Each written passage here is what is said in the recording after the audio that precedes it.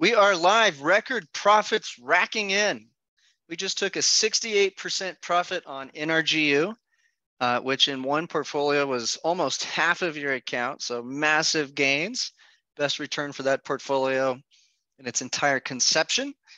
And then on the high risk strategy is about a fourth of your portfolio. Some really nice returns happening for that portfolio as well. So our total return year to date for the high risk strategy is 37%, which is phenomenal, with stocks and bonds getting crushed all year. The high risk return portfolio last year, total return was 233%. So we're batting over a 300% return since the conception of this product. Now, in October alone, the high risk portfolio has a total return of 16%. We'll talk about how we did that in a moment. The strategy for more capital is called our Safe Growth portfolio.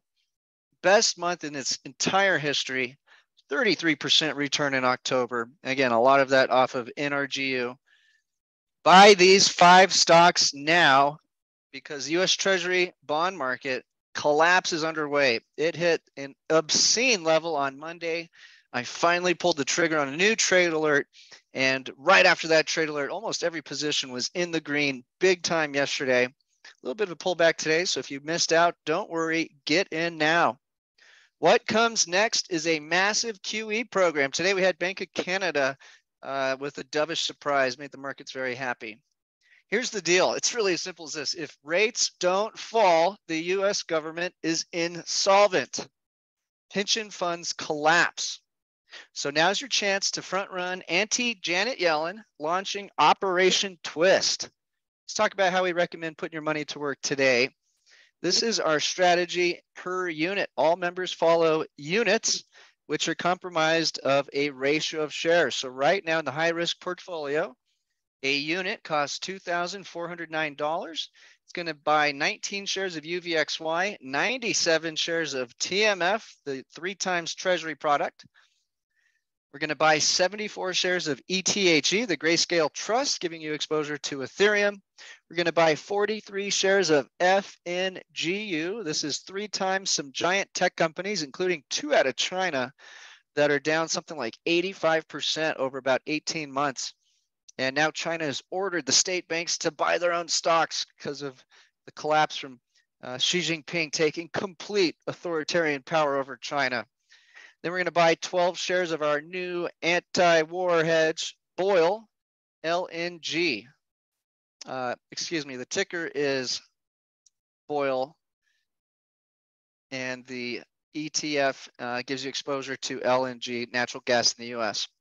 So everything's a deal right now. We've had the biggest drawdown in the 60-40 stock bond portfolio in 100 years, and there's trillions of dollars on the sideline ready to buy the dip as soon as they see basically inflation coming down, which we're going to give you the argument that it's absolutely going to come, and it's going to come fast and hard and furious. You don't want to miss out on this rally coming in. So some hints that the Treasury and the Fed may start to pivot. Looks like the Treasury is going to step in. Highly political strategy they've been implementing on the SPR release. And if they do this shenanigans, it could very well work to pump markets up into midterms. Market Watch puts this out. This is not QE or QT. This is none of those. Why the US Treasury is exploring debt buybacks.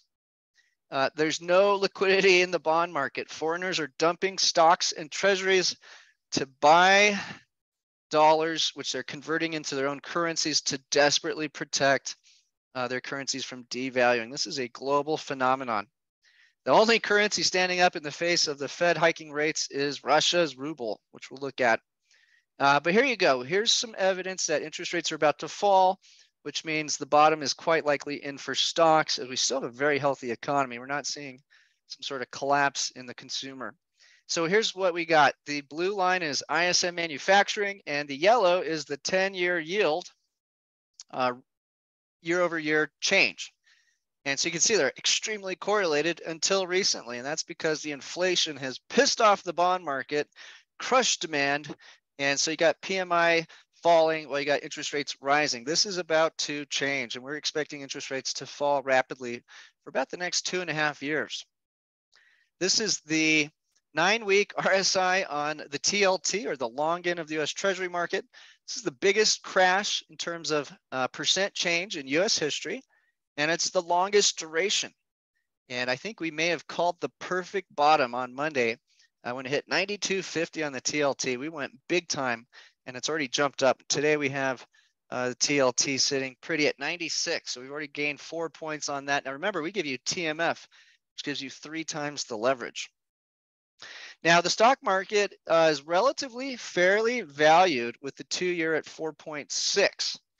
So if the Fed's going to have to back off all this rate hikes, and the 2 years about to top out and then fall, what's going to happen is the valuations of stocks is going to go back up. So unless we're wrong on the inflation picture, which we're expecting to stay sticky for a few months and then crash, this is a very good time to go long risk assets.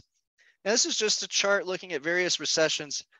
Some people are saying we're coming into a recession. Some people say we're coming out.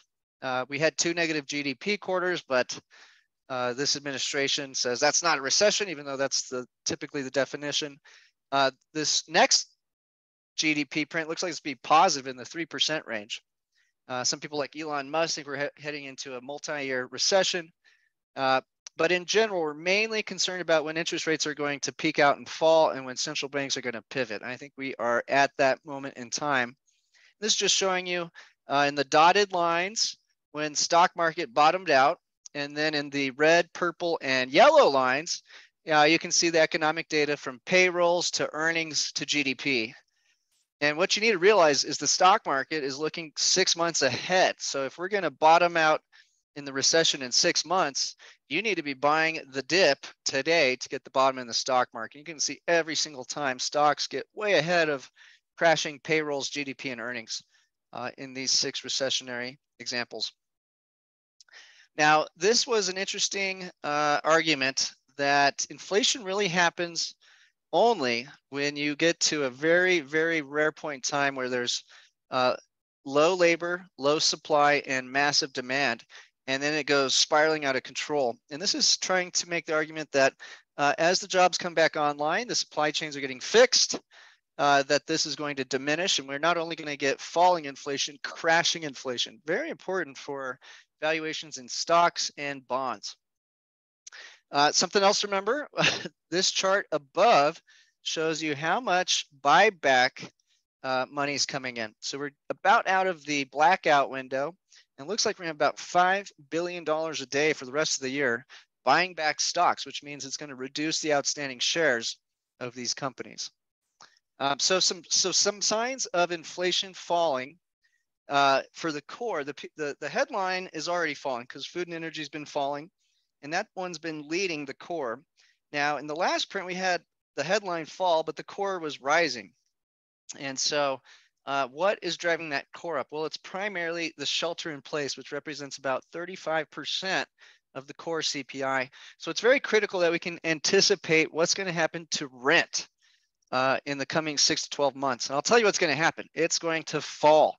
And the way they calculated the rent is using contracts that are very old. The new rent data, real time, is much lower. So we're seeing housing crashing, residential prices crashing, and rents falling. So I'm highly confident the core is going to probably top out for a few more months and then fall rapidly. This is looking at the CPI rent index in black, and then you can see Zillow's in blue. You can see the Zillow rent index is not just turning, it's crashed. So the food input was pretty bad for the core, for the headline. That one's falling now. Here's another look at apartment listings and Zillow. Again, they've been falling for about 6 months, a little bit longer than that. However, the US measurement is so far behind that they still have it rising right now. This is looking at wage growth versus job openings. So this was another sticky inflation print that the Fed is waiting to turn over. You can see job openings have been falling about 1 million jobs in the past month. And if this trend continues, we'd anticipate wage growth to stop and fall. So a lot of people have been making money switching jobs, about an 8 to 10% increase by flipping from one job to another. And it's been making it very hard to create sustainable supply chains in companies. And now that's going to start to stop because you're not going to make money flipping from one job to another. Here's another look, the CPI inflation in green and ISM manufacturing prices paid. It's been crashing for quite a while. Quite likely CPI is going to catch up. Just had to get these supply chains fixed. Health insurance was another nasty input for the CPI last month. You can see that's gone from outrageous to crashing probably faster than about anything else outside of shipping containers. So to ship a container from Shanghai to Los Angeles went from as high as $12,500 to $2,500, almost back to the baseline. And once again, you don't want to buy the stock market at the exact bottom of the recession. You want to buy it 6 months out. In this chart, we're looking at a period of extreme inflation. In orange, we can see the CPI in the 70s.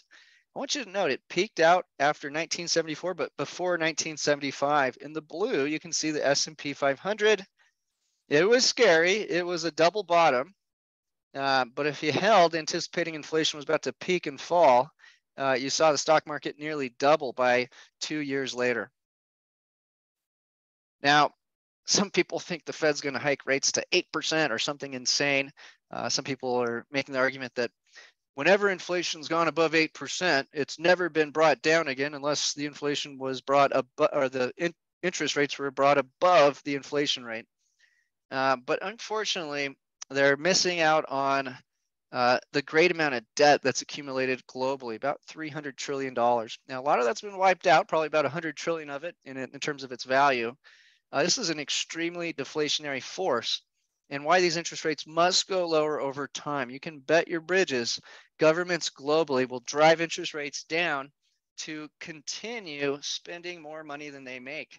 It's not physically possible for governments to run account deficits without interest rates falling, because if not, the lenders are losing money hand over fist, and of course, they're going to stop lending money. And some other interesting facts. These are at or below the March 2020 lockdown lows. EM currencies, EM bonds, US corporate bonds, US treasuries, consumer sentiment, US real wages, the ARK ETF, and China just hit a low last seen in 2008. The British pound and the euro all tanking. So it's a good time to buy the dip. Now, if you're not a paid member, call Dean to upgrade so you get access to the software in the membership area where you can punch in how much money you want to invest into each strategy, and it will auto-calculate exactly what to buy. Call Dean at 505-322-7515. Okay, let's break down the trade alert one by one. Okay, per unit. Now, if you're doing 2 units instead of 74, we'd be buying 148. And again, once you have a paid membership, you can log in. It will automatically do that arithmetic for you. Okay, so first play, crypto, ETHE, the Grayscale Trust. You can buy this in your normal stock brokerage account. 74 shares, ultimate growth. Here's a look at the chart. We're down 50% on the real asset, Ethereum, year to date. If you'd bought back in 2016, let it ride up in 2018, crash in 2019, ride back up in 2021, and then crash back down now. Without touching anything, you're up an insane 116,000% if you bought it super, super early. Now, in the past year to date with Grayscale Trust, you're getting a negative 60% return. This is trading at a discount from what it actually holds. It's just the best, easiest way we can get exposure for Ethereum in a insured stock brokerage account. Of course, there's a better way to do it if you want to buy the real deal, but that's a little advanced for most of our clientele.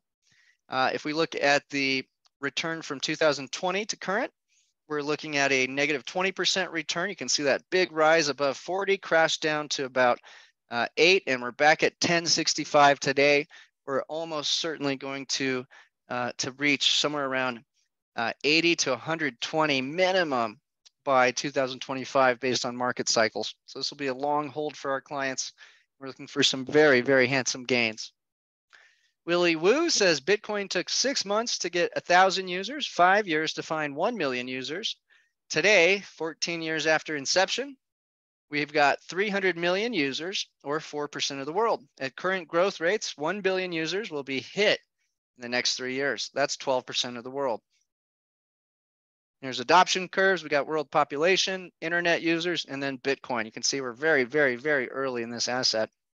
Now I'm going to give you an argument that's quite detailed as to why now is a great time to buy crypto based on the bond market and the dollar index against other currencies. And so breaking, the US bond market's crashing to extremely dangerous levels that will soon force the Treasury and Federal Reserve to protect credit markets.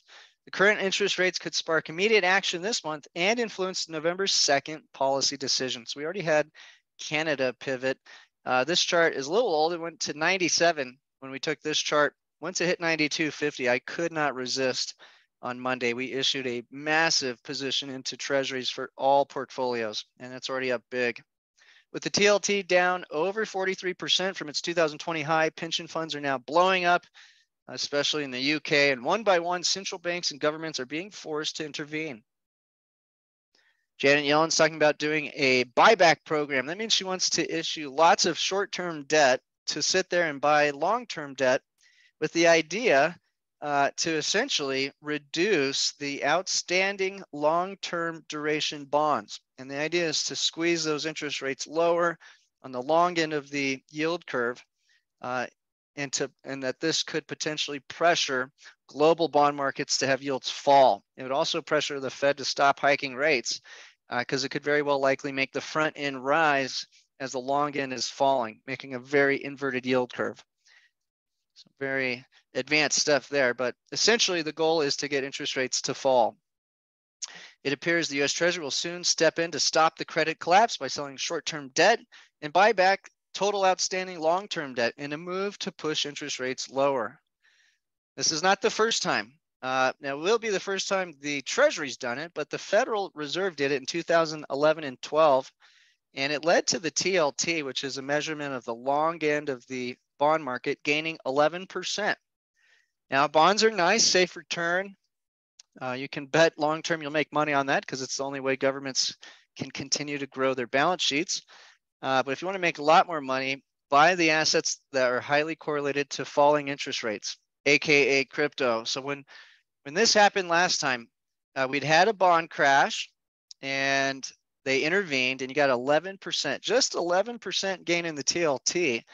And it took Bitcoin up first by 400% from late 2011 to September. And then it just went parabolic. And that's where you really want to make money on cryptos, when it goes into this mania. And it went up 3,000%. In the most recent 11% gain in the TLT, we go back to March 2021 through December 2022. This led to some extreme returns as well. There's that gain in the TLT, which means interest rates were falling on the long end of the bond market. And this caused cryptos to go nuts. Now with Portfolio Builder, we're having you invest in Ethereum. It went up 339%.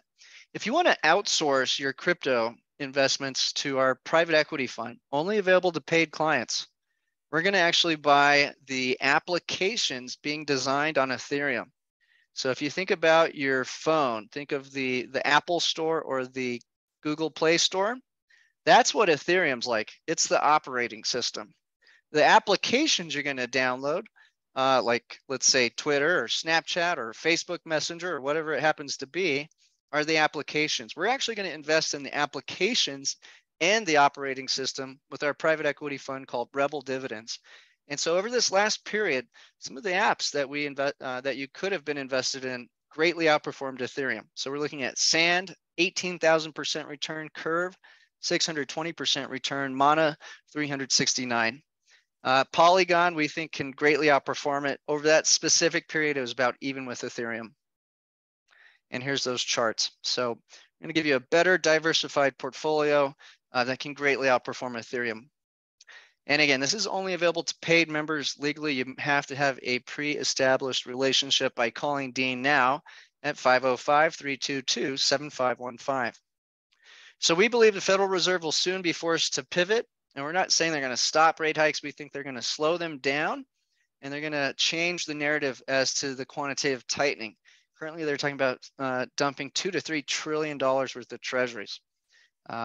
And that's just not going to be possible because it's causing foreigners to dump stocks and bonds at record pace to protect their currencies. So November 2nd could possibly be the start of this. We will see next week. Okay, let's look at another period where we had a bond collapse that crushed crypto and created a strong dollar. 2015 to 16, the Chinese economy was collapsing. The real estate market requires constant additional money flow to not just collapse on itself. Long story, but it ended up driving the DXY index to 103. Now in this crisis we've been in, DXY went to 114. So I want you to realize opportunity today is far greater than that of 2015. But let's see what happened. They fixed the real estate crash, which was driving money into the dollar, and DXY fell from 103 to 92. Again, today we're starting at 114, and I anticipate it could go back to 92 or lower. As this occurred, Bitcoin skyrocketed 464%, sending the price from 800 to 4,337 in 8 months' time. There's your chart. Now, if we look at the bond market, we'll get an even better feeling of how important this is to be predicting bottoms in bond crashes for crypto investors. Today, we have all of Asia and Europe selling US treasuries and stocks to gain dollars, which they're in turn using to buy their own currencies, which are devaluing extremely rapidly. The hope is to prevent a further collapse in their currency against the dollar, but the irony is this is accelerating the problem and has driven DXY even higher to 114. Now, to be fair, we've seen this big rally in crypto over the last few days, and guess what? DXY has fallen to 109 from 114, just like we told you. So there's where it hit its peak, and now it's falling, and we're getting this epic rally in cryptos right now. Good news, we're at the very, very start of this move. We're expecting interventions to be necessary very soon by the US to reverse this trend in order to protect its stock and bond markets from collapsing further than they already have. 2016, the US bond market had cratered from 145 to 120, which means interest rates are rising, a 17% negative move. Now today we're sitting at a 45% negative move, and the DXY hit 103. Once the problem had been contained, the bond market stopped crashing. Okay, so the problem today is the inflation. The big question is inflation about to top off and fall? I'm highly confident that is the case. DXY index fell, and what resulted was an epic rally in crypto. So here's TLT. I want you to note what we're going to see essentially is the cryptocurrencies were looking 6 months into the future, and they started going up before the bond crash was over, or at least they were trading flat. Once the bonds really did recover, they skyrocketed. And so here you go. Bitcoin began front running the move before the bond market had started its recovery and went from 800 to 19,000 for a 2,400% return in 16 months. Okay, so there's your chart. You can see it's slowly budging up for the last half of 2016. Once the bond market did recover, we get this epic rally. So I'll go back. Here's your TLT crashing into 2017, then recovering for the rest of the year. And that's when you get this massive melt up. Today, we sit on the longest and deepest crash in US bond market history, resulting in a 44% decline in the TLT and 114 level on DXY.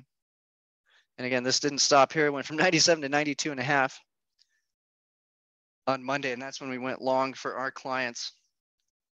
Perhaps the best time trade in my career, assuming this trend continues. And we've been waiting months and months and months to do this. Buckle up, expect volatility in cryptos and stocks until the credit market collapse is contained and sustained. We've had fake outs quite a few times, so let's be patient, make sure this really plays out. This is looking at the cryptocurrency market cycles, and guess what? This lines up completely with the bond market cycles. We're expecting Bitcoin to perhaps top out around 200,000 at some point in 2025. So when we see interest rates getting ridiculously low, that's when we want to sell our crypto for big gains and get ready for a major reversal. Governments must now choose between reducing spending, spoiler alert, nobody's doing that, or manipulating bond market interest rates lower to protect the value of debt. And so that is the key catalyst. And again, they're going to make sure that happens because they get filthy rich sending money to their buddies. Drunken Miller says cryptocurrencies could have a renaissance if people lose trust in central banks. And one by one, they are. Von Henrik says, we've reached a unique time in history when Bitcoin is less volatile than fiat currencies.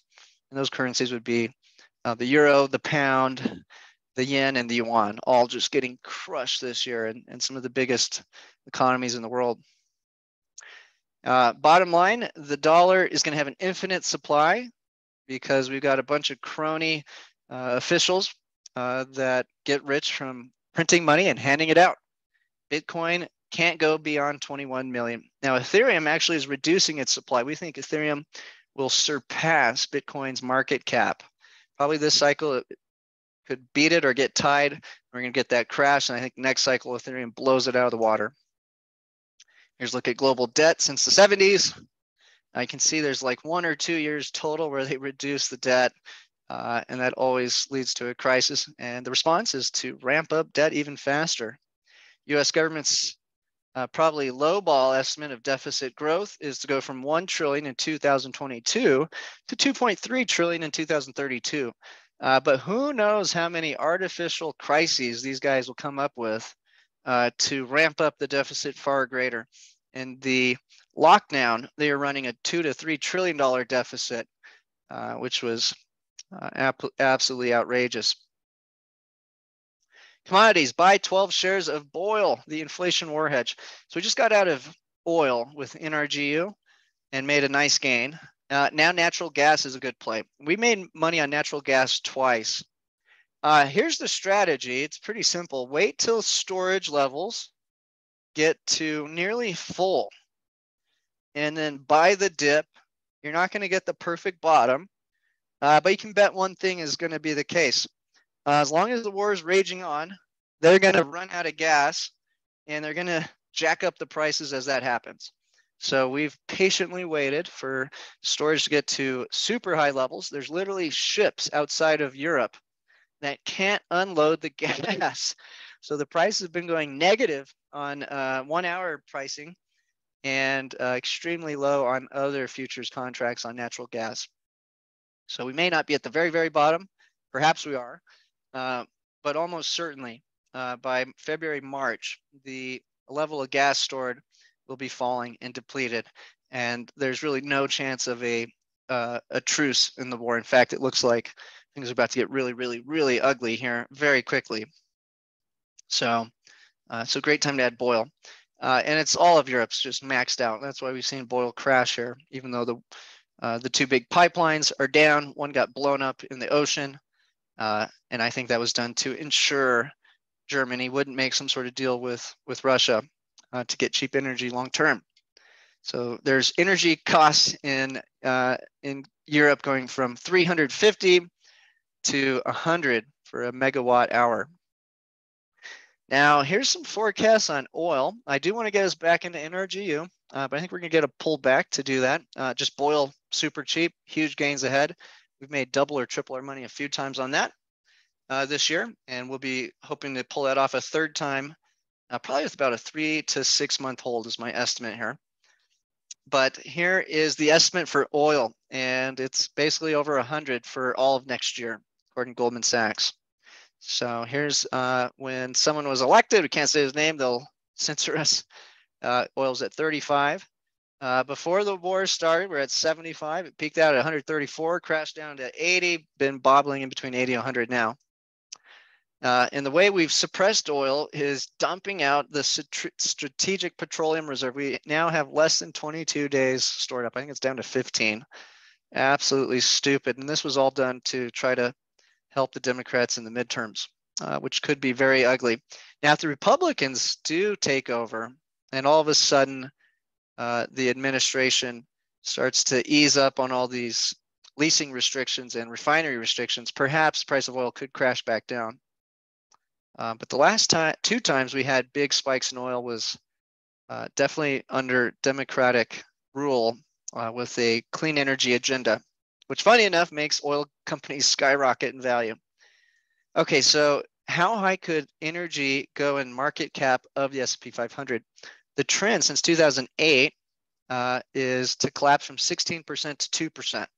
And the cost of oil got so cheap that essentially nobody wanted to invest in it. Now we're in this trend of it taking over a larger part of the S&P 500. So we're going to probably be having these issues for a long time and be in and out of BOIL and NRGU back and forth, whichever one looks cheap. So here's BOIL. Again, we ran it from February to June. Then we got back in July to September. And now here we're entering it a third time. Here's the 3-month chart down 58%. Here's the 5-day chart up 5%. So we got in 2 days ago, so it's already up quite a bit. Now here's NRG, which we just sold, made a nice profit on it for the second time. We've been writing it the previous year, closed it out, I think in February, and then went into BOIL. So we just go back and forth. It's the energy inflation hedge. And as long as there's a war going on in one of the most important commodity countries in the world, Russia, there's going to be a supply problem. So here's oil crashing over the last 3 months. Here's the bigger picture. Now look at this. NRGU is going to give you companies like Exxon leverage times 3. So when you ask me why I sold it, well, it's at an all-time high valuation. And the fundamentals look great. But I think we might get a better opportunity to re-enter. So that's why we sold it. And there's that massive return in a month on Exxon of 27%. Okay, so what's happening long-term in the war? This analysis seems to make some sense to me, so I posted it in here. NATO's strategy is clear. It will use Ukraine's territory as long as possible to fight Russia.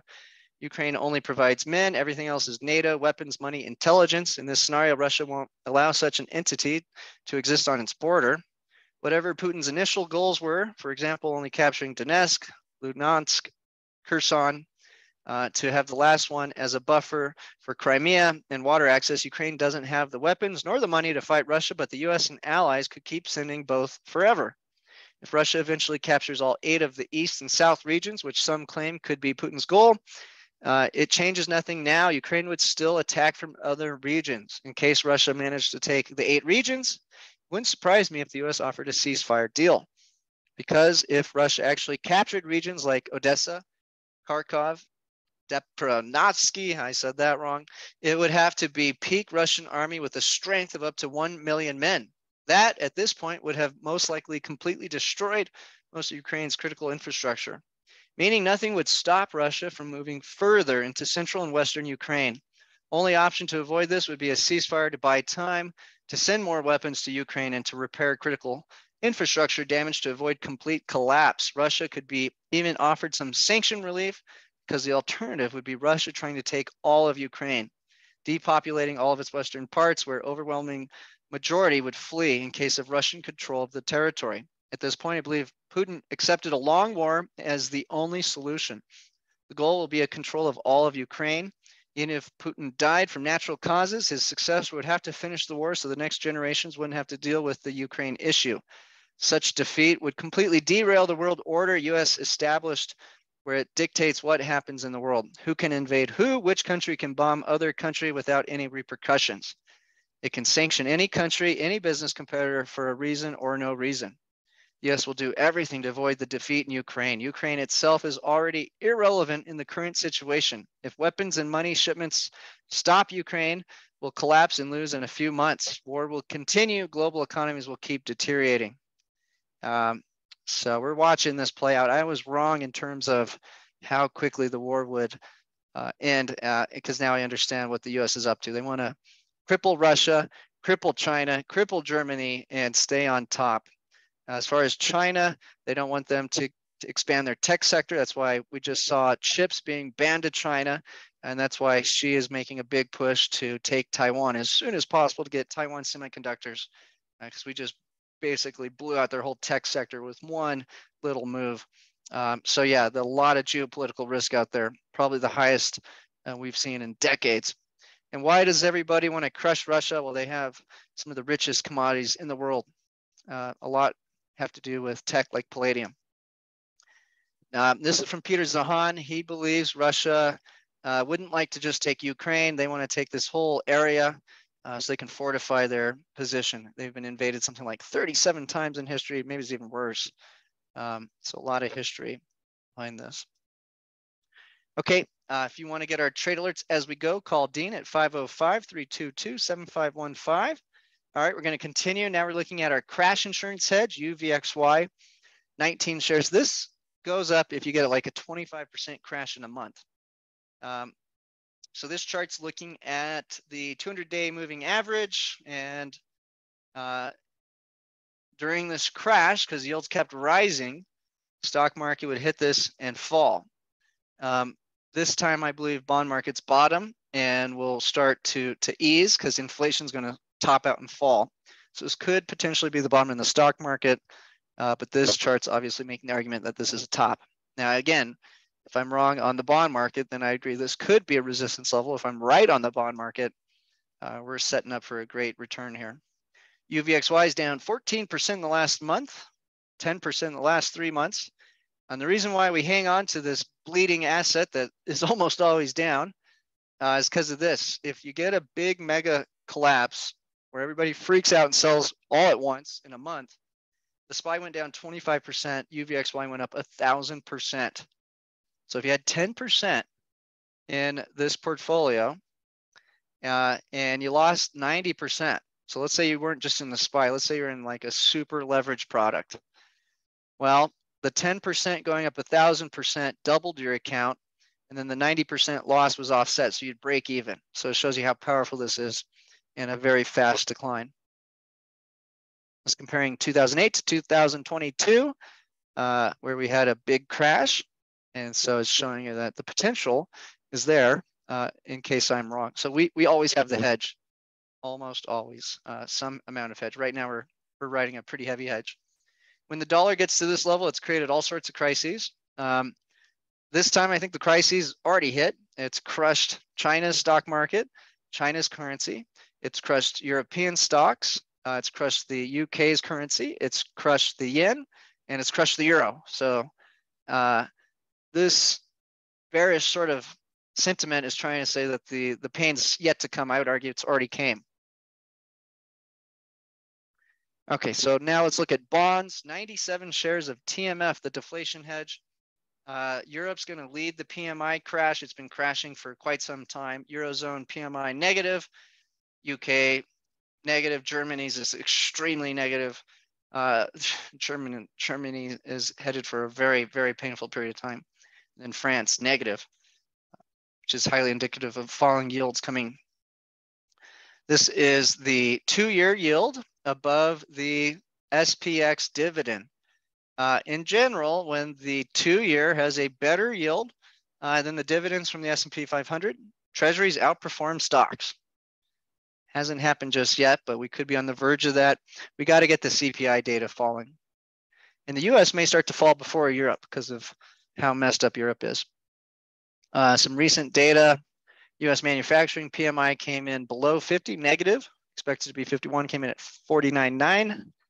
Services crashed to 46.6, which is good because that's where a lot of the sticky inflation is sticking around at right now. This is showing you when the federal funds rate goes above the 10-year bond yield, the Fed has to stop or they're going to screw up everything. So we're pretty much there. We're a little ways off. But if that 10-year starts to fall from Auntie's yield Operation Twist, it could force the Fed to stop. Here's TMF down 46% in the last 3 months. There's the TLT, which is the unleveraged version of TMF. So yields can fall, but after they get done, they skyrocket up really, really fast. We believe we're going to hold this position till about 2025 alongside our crypto and then cash out. Okay, investment grade bonds, all the bond market's been doing the same. Interesting though, the riskier bonds have had less of a crash. So TLT down 18, investment grade bonds down 10, junk bonds only down 3. Again, the risky stock market bonds are predicting the bottom. Here's the 3-month going parabolically to the upside, way higher than I thought possible. But it's going to do the trick. These high interest rates will kill the demand and inflation rapidly. So we're expecting these to top out and then crash like they have every single time they went up viciously. Here's your 2-year. This is what indicates when the Fed will stop hiking rates. So it's saying they've got a few more to get to 4.5, but it hasn't been rising as much over the last month or two. Here's your 10-year long-term chart. You can see it's been crashing since 80. That's the way they grow debt. And a lot of demographic things making this come to lower and lower yields. My bet is we're going to see yields go negative in the US before we absolutely bottom out and have a sovereign debt crisis that's worse than this one. And why? Because we've seen this already happen in Europe and Japan. There's that 10-year going straight up, and I believe we're peaking now. Again, we're way out of these, way out of trend, way out of trend. 30-year in Italy, same picture, but topping out. Let's look at some of the inputs that leads inflation or interest rates. Lumber futures crashing, down 62% year to date. Copper, not crashing, but down a lot, down 20% year to date. Baltic Dry Index back to more normal levels, down 23% year to date. That's cost to ship commodities between continents. Wheat futures up 4% this year. Here's your CPI. Again, it's likely going to top out. Look at in the last few times we had this sticky inflation in the 70s. It went skyrocketing up, but then the demand destruction happened, and then it goes crashing fast. That means yields are going to fall, bonds are going to skyrocket. Sentiment is at levels that have been right near bottoms in stock markets. Initial claims are starting to pick up. The Fed would love to see this hit 260, 300, indicating labor market's really weakening. Here we've got the 2 and 10-year going negative, inverting. This typically means top of the yield. Now, here's a chart of the different board of governors. And Lael Brainerd has been pushing the narrative that we're going to pivot. And she's one of the board governors who's been hot and excited to take Powell's spot. Very political. Pay less attention to the non-voting members. So when we get someone on the board of governors talking, much more important. Here's the total bond market collapse, down about 50% globally, wiping out retirement savings in every nation across the globe. Why did it happen? Well, the Fed came in last year. Nobody thought they would hike at all, and they've done the fastest hiking in history on a percent change basis. And I believe they're about to top out and stop. Christopher Barad of Bloomberg, of course, gets insider info to push along and see how the market reacts. Fragile liquidity in bond market could threaten the Fed's QT plans. So they put these out to see how the market reacts. Here's the breakdown of your CPI. So shelter, 32.4. Absolutely, that's going to fall. We got housing prices falling. We got rent falling. So I'm not worried about that. Food index falling. Energy has been falling, getting sticky. We've got some issues here. It's only 7.5% though. Medical care services, not just falling, crashing. Okay, so that alone is over half the CPI. So highly, highly confident. Maybe a few more months of sticky and then it falls fast. 10-year yield versus the federal funds rate. So typically when that goes over, they have to stop. Otherwise they have big problems. This chart's showing you when the yield curve went inverted. Every single time it was peak interest rates and they fall from there. This is looking at the inflation. Note the green is energy. It rose first. And then you got foods, goods, and services rising next. They're likely going to follow suit of the green, the leading indicator. So we're expecting all this to start falling. Used cars, we're driving inflation up, and a good measurement of what's coming next. Fastest crash in used cars prices in history just obtained. Another look, ISM prices paid versus CPI, it's also crashing. Paul Krugman has this big piece. I'll just sum it up. The BLS folks at the government who measure rent are looking at contracts 6 months old for current data. When we look at real-time data, essentially the inflation they're measuring at around 8 is probably around 3. Still above target. But the Fed could move up the acceptable inflation rate. And so, again, basically we're saying the inflation story is over. We're heading into deflation. Homebuyer demand collapsing. It's just a little joke. We'd really like to see something a little less expensive. And she says, okay, I can show you this house again tomorrow. This is looking at the non-farm payroll versus hiring plan momentum. And the expectation we're going to have a massive slowdown in job hires and go negative by next year. This is wages and salary versus CPI. We're seeing wages and salary fall. Again, that leads the CPI. There's some of the different parts of the inflation: used cars, electricity, all items, gasoline, food at home, alcoholic beverages, apparel, new vehicles, and meats. Everything's topped out or falling. Really nothing going up except for food at home seems to, and electricity are still stuck, very sticky, but low part of the CPI. Now, a bigger picture, really macro, you're going to change your buying habits based on how much money you think you have. If you just had half your retirement knocked out, are you going to be spending as much? Of course not. You can see the change in household net worth has plummeted by $14 trillion in the US. CPI is likely to fall based on that. We're not in the dollar. We bet on the dollar against the euros. We don't just buy dollars, we buy EUO. We're not in that position, but there will be a time to do that. Probably when DXY is closer to 90 or 80. So I don't see us going back into that. Unless I'm wrong on the Fed's intentions or the inflation. If the inflation is too hot, which would make us lead to believe the Fed has to hike much more, we could go right back to EUO. But you can see the strong dollar's crushing international sales. I think is about a fourth of the S&P 500. So not good for stocks.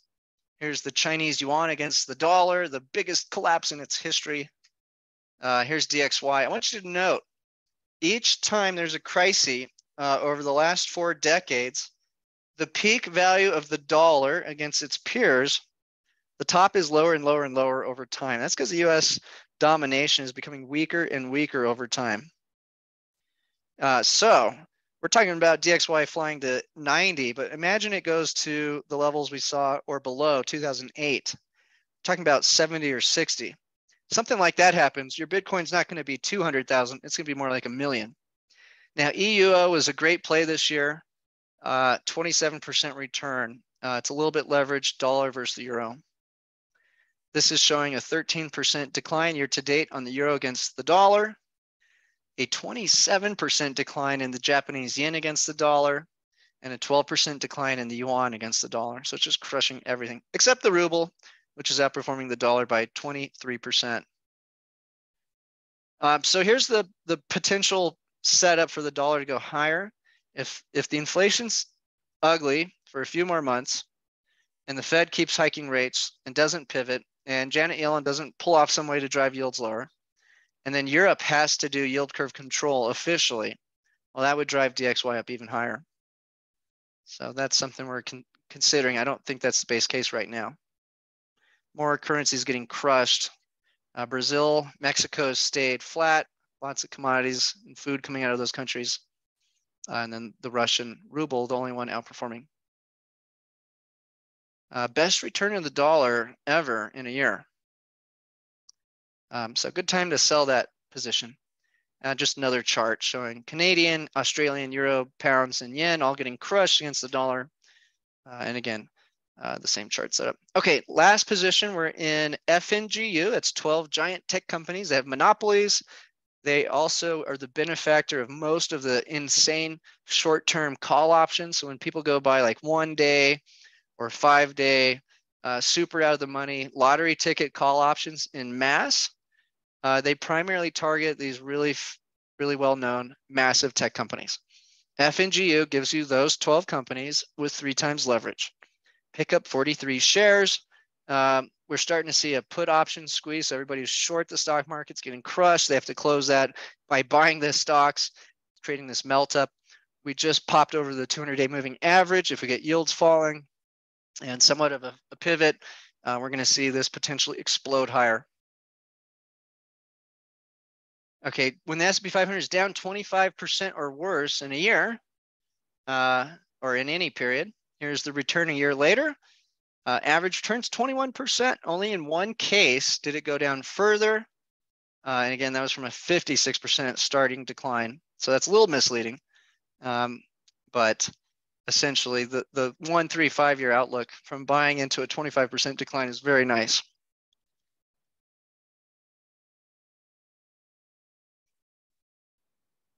Here's a look at Buffett's portfolio. I want to kind of show you how we're similar.